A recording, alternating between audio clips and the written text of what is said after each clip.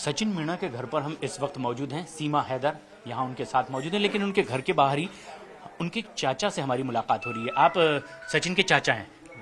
क्या नाम है जी आपका? ऋषिपाल सिंह नाम है मेरा। ऋषिपाल सिंह जी।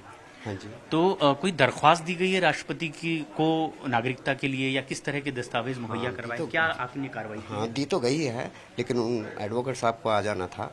लेकिन आज किसी अपने काम से वो बिजी हैं। देखो कल आएंगे, उसके बाद पता लगेगा। तो क्या दरख्वास्त है? आप ही एक तरह से मुखिया की तरह एक्टिव नजर आ रहे हैं इस परिवार में। वो नागरिकता के विषय में है, क्योंकि इसको जिस तरीके से डिपोर्ट किया जाएगा तो 5 मौतों का सवाल है। वहाँ पर जाकर के इनको फांसी दी जाएगी या क्या दी जाएगा। मुर्तजा इसका एक कानून होता है इस्लाम में, और उस कानून के डर की वजह से हमने दया याचिका की सोचा है। उसमें दरख्वास्त किस तरह की है आपकी ओर से? तो वकील साहब ही ज़्यादा बता पाएंगे, इतना ज़्यादा मुझे पता नहीं है, क्योंकि उनका ही काम है।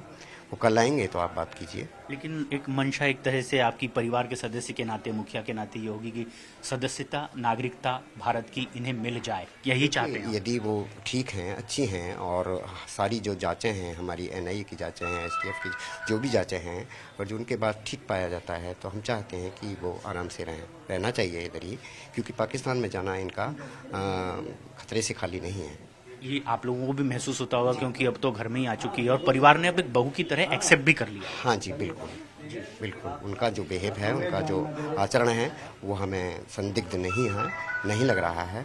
वो ठीक है और अच्छा स्वभाव है उनका। तो हम चाहते हैं कि यदि वो जितनी भी हमारी सिक्योरिटी हैं, उनकी जांच के बाद अगर जो ठीक पाई जाती हैं तो उन्हें रहने दिया जाए। तो 4 बच्चे भी हैं उनकी परवरिश के बारे में कैसे आप परिवार वालों ने सोचा है? देखिए, ये तो गांव समाज है, और यहाँ पर हम सभी लोग मिलकर इस दायित्व को पूरा करेंगे। तो गांव में किसी का कोई ऐसा विरोध भी नहीं है इस बात को, इस विषय को लेके कि सीमा को भारत की नागरिकता दी जाए, गांव की बहू बनाई जाए, रखा जाए? देखिए, यहाँ एक समाज का गांव है। यहाँ पर सभी एक दूसरे का साथ देते हैं, और ऐसा कुछ नहीं है, यहाँ सांप्रदायिक बिल्कुल भी नहीं है। यहाँ बिल्कुल एक तरीके के समाज है, और बिल्कुल मिलजुल कर रहते हैं, प्यार से रहते हैं। यहाँ लड़ाई झगड़े का कोई प्रश्न ही नहीं है। और सीमा से इतने दिनों से आप लोगों की बातचीत हो रही है, आपके साथ रह रही है, तो आपको भी कहीं कुछ ऐसा डाउटफुल नहीं लगा है उनके व्यवहार से लेकर के, उनके चरित्र को लेकर के, उनकी एक्टिविटीज़ को लेकर के? नहीं, हम बिल्कुल ऐसा कुछ नहीं लगा है। उनका जो व्यवहार है वो सामान्य है, और ऐसा यदि कोई प्रतीत होता तो हमारे नॉलेज में आता, हमें आभास होता, लेकिन ऐसा कुछ दिखाई नहीं देता है कि उनका जो चाल चरित्र है वो संदेह के घेरे में है।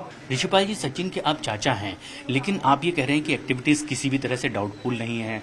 परिवार क्या चाहता है आप सरकार से, भारत सरकार से, या राष्ट्रपति को जो पत्र लिखा गया है, क्या मंशा है उसमें? देखिए, परिवार यही चाहता है कि पूरी जो जांच है, और जांच होने के बाद जो जितनी भी इसके टेस्ट हैं, या जो भी कोई मनस्थिति टेस्ट हैं, नार्को टेस्ट है, यदि कोई भी है सही पाया जाता है तो रहने दिया जाए। अच्छा, आप उन्हें अपने बहू की तरह ही घर में अब रखने और आगे की जो भी प्रक्रिया है वो पूरी करवाने के लिए तैयार हैं? हाँ, बिल्कुल, हम रखने के लिए तैयार हैं, और सभी हम इसका सहयोग करेंगे, और इस जो बोझ है इसको वहन करेंगे। लेकिन एक गैरकानूनी तरीके से ही भारत में एंट्री हुई है, इसके लिए कानून में सजा का भी प्रावधान है, फिर इसके लिए कैसे? देखिए, उसके लिए जो कानून का है उसका हम सम्मान करते हैं, और जो कानून सजा देगी उसको हम झेलने के लिए तैयार हैं। जी, तो एक बड़ा परिवार है, आप ये कह रहे हैं कि एक संयुक्त परिवार है। कितना हाँ, बड़ा परिवार? कम से कम 500 आदमियों का परिवार है।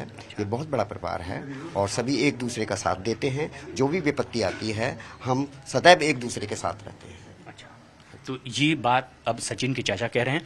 बहरहाल कानूनी प्रक्रिया अपने स्तर पर आगे बढ़ रही है, देखना यह है किस तरह से अब उसके रिजल्ट्स भी सामने आएंगे।